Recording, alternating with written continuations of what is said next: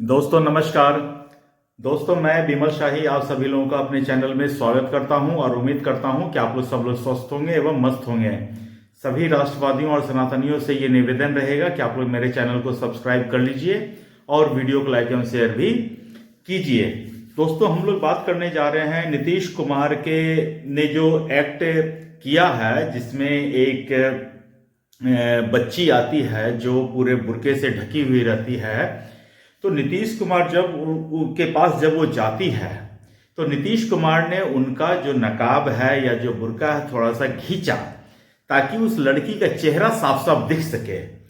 तो इसके ऊपर जो सेकुलर के सुरमा है, सेकुलरिज्म के जो सुरमा है और जो कट्टरपंथ के जो झंडा उठा के चलते हैं उसके ऊपर बात हम लोग करेंगे।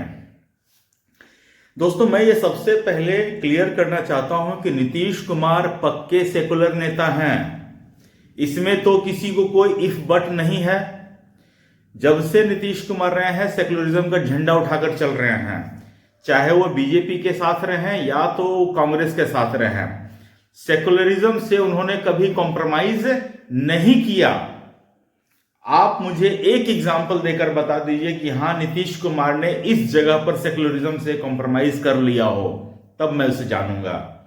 नीतीश कुमार का गृह बख्तियारपुर में पड़ता है और बख्तियारपुर का नाम बदलने के लिए कितना बार उनके सामने मीडिया में प्रश्न पूछा गया है और जाता है, लेकिन नीतीश कुमार सेकुलरिज्म का झंडा इस तरह से उठाए हुए हैं कि उन्होंने कभी नहीं कहा कि बख्तियारपुर का नाम बदलकर कुछ और कर देना चाहिए। उन्होंने हमेशा कहा कि बख्तियारपुर कितना सुंदर नाम है, सब जान रहे हैं, तो इस नाम को रहने दीजिए। तो इस लेवल के नीतीश कुमार सेकुलरिज्म के सुरमा थे, सेकुलरिज्म का झंडा उठाकर चलने वाले थे। और जब नीतीश कुमार एक पुरस्कार वितरण समारोह में थे तो जब उसके पास एक लड़की आई जो कि बुर्का पहने हुई थी, तो नीतीश कुमार ने उस लड़की का चेहरा साफ साफ दिख नहीं रहा था। तो नीतीश कुमार ने कोई मतलब कि इस्लाम का या उस लड़की का तौहीन करने के लिए बुर्का नहीं उठाया था।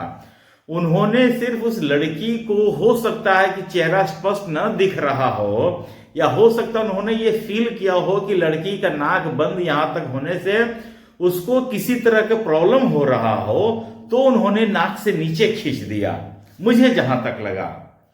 लेकिन नीतीश कुमार के इस एक्ट से जितने भी आरजेडी वाले हो, कांग्रेस वाले हो, लेफ्ट वाले हो, जितने भी विपक्ष के दल हैं जो नीतीश कुमार की राजनीति को अब पसंद नहीं करते हैं, उन्होंने नीतीश कुमार को बोलना शुरू कर दिया कि दिस इज अगेंस्ट इस्लाम।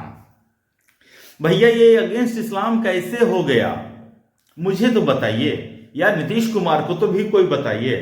लेकिन मुझे जहां तक लगता है कि नीतीश कुमार के आप एंटी इस्लामिक होने का आप लेबल लगाइए या कुछ भी लेबल लगाइए, नीतीश कुमार के ऊपर ये लेबल चिपकने वाला नहीं है। आप देख लीजिए, नीतीश कुमार अभी किसी 2 दिन पहले चुनाव के आसपास किसी मुस्लिम ने नीतीश कुमार को टोपी पहनाने की कोशिश की, लेकिन उसी मंच पर नीतीश कुमार ने साफ साफ मना कर दिया कि हम टोपी नहीं पहनेंगे। उस समय भी बहुत सारे लोगों ने यह प्रयास किया कि नीतीश कुमार के ऊपर एंटी मुस्लिम होने का आरोप लगाया जाए, लेकिन लगा नहीं पाए, क्योंकि नीतीश कुमार बेसिक नेचर के वो हैं ही नहीं। तो ये भी जो विपक्ष की जो कवायद है कि हम किसी तरह नीतीश कुमार को एंटी मुस्लिम साबित कर दें, विपक्ष लगातार कोशिश कर रहा है। लेकिन विपक्ष पिछला 20 साल से यही कोशिश कर रहा है कि नीतीश कुमार को किसी तरह हम नीचा दिखा दें, उनके ऊपर तरह तरह के घोटाले का आरोप लगाते हैं, तरह तरह के अन्य इल्जाम लगाते हैं, उसी तरह ये भी आरोप लगा रहे हैं। लेकिन मुझे लगता है कि नीतीश कुमार जो है, वो कहते नहीं कि होनहार बीरवान के होत चिकने पात है, तो नीतीश कुमार वही चिकने पात की तरह हैं। उनके ऊपर अगर कोई एक पानी का बूंद गिरेगा तो उसके ऊपर टिकेगा नहीं, वो सीधा जमीन पर गिर जाएगा। आप नीतीश कुमार के ऊपर कितने भी आरोप लगाइए, लांछन लगाइए, वो टिकने वाला नहीं है। अपोजिशन से मैं पूछना चाहता हूं कि वो जो ये आरोप लगा रहे हैं, अभी आजकल की ही घटना है कि एक मुस्लिम उनकी बीवी और बच्चे बिना बुर्के के अपने मायके चले जाते हैं, तो उस आदमी को इतना गुस्सा आता है कि उसने अपनी वाइफ और अपनी बेटी को गोली मारकर हत्या कर देता है। लेकिन वो एंटी इस्लामिक नहीं है, वो एंटी इस्लामिक नहीं है, इस्लाम के विरुद्ध है, वो नहीं है। लेकिन नीतीश कुमार ने चेहरा को स्पष्टता के साथ पहचानने के लिए, या हो सकता है कि पुरस्कार लेते समय उस लड़की का चेहरे का भाव क्या है, कितनी खुशी उसे मिल रही है, इस चीज को देखने के लिए, या हो सकता है उन्होंने महसूस किया हो कि वो इस लड़की को सांस लेने में तकलीफ हो रही होगी, तो उन्होंने वो नीचे कर दिया थोड़ा सा। इसके ऊपर आपको बहुत तकलीफ है, लेकिन ये नहीं पहनने के कारण किसी की हत्या कर दी जाती है, मां बेटे की, उसके बारे में कोई हो हल्ला नहीं मचता है, कोई नहीं कहता कि ये एक्ट जो है एंटी इस्लामिक एक्ट है। तो इस देश में सेकुलरिज्म को किस लेवल पे लेके जाया जा रहा है, ये आप देखिए। और नीतीश कुमार इतने दिन तक सेकुलरिज्म का झंडा ढोए हैं। एक उन्होंने एक्ट किया है कि उस बच्ची के चेहरे के ऊपर से हल्का सा नकाब खींचा है, यहां से लेके यहां तक उतारने की कोशिश करी है। वो 20 साल 25 साल नीतीश कुमार के जितना उन्होंने सेकुलरिज्म का झंडा उठाया, सबको साइड उठा कर रखने की कोशिश कर दी गई है या करने की कोशिश की जा रही है, जो कि किसी भी कीमत पर सही नहीं है।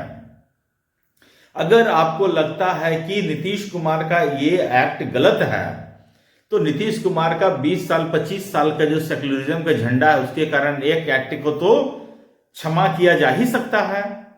लेकिन अपोजिशन वाले तो ये छोटे छोटे चीजों को लेकर आप सोच रहे हैं कि नीतीश कुमार को आप घेर लेंगे, उन्हें फ्रेम कर लेंगे। तो मैं फिर कह रहा हूं कि अपोजिशन वाले गलत जगह फील्डिंग कर रहे हैं, या गलत जगह आप अपनी सुई को खोज रहे हैं। आपकी सुई गिरी है यहां पर, लेकिन आप अगर दूसरे जहां पर लाइट है वहां पर सुई खोज रहे हैं, तो आपको सुई नहीं मिलेगा। ये चीज अपोजिशन वाले क्यों नहीं समझ रहे हैं? And same goes to BJP. Opposition वाले बीजेपी के साथ भी यही कर रहे हैं। बीजेपी कहते हैं कि तुम वंदे मातरम बोलो, वो कहते हैं हम वंदे मातरम नहीं बोलेंगे।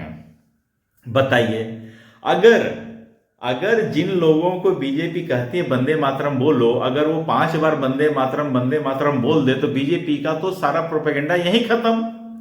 लेकिन बीजेपी 1 रन के लिए देती है गेंद, अपोजिशन वाले 2 रन दौड़ जाते हैं गलत पिच पर और आउट हो जाते हैं। तो ये सारा चीज इस देश में चल रहा है, और लोग कहते हैं कि वोट चोरी हो जाता है, ईवीएम हैक हो जाता है। बिहार में नीतीश कुमार को अब मुसलमान वैसे भी वोट नहीं देते हैं। मुसलमानों ने बिहार में अपना नेता ऑलरेडी चुन लिया है। ओवैसी जी को उन्होंने अपना नेता बना लिया है, और 2 चुनाव में हम तो बिल्कुल स्पष्टता के साथ देख रहे हैं कि आरजेडी न सिर्फ सीटें हारी हैं, बल्कि ओवैसी जी की वजह से बहुत सारे सीटें हारे भी हैं। भयंकर तरीके से ओवैसी जी ने आरजेडी से 5 सीटें तो जीती हैं और 20 सीटों पर नुकसान भी करवाया है। तो अपोजिशन वाले को ये नहीं दिख रहा है।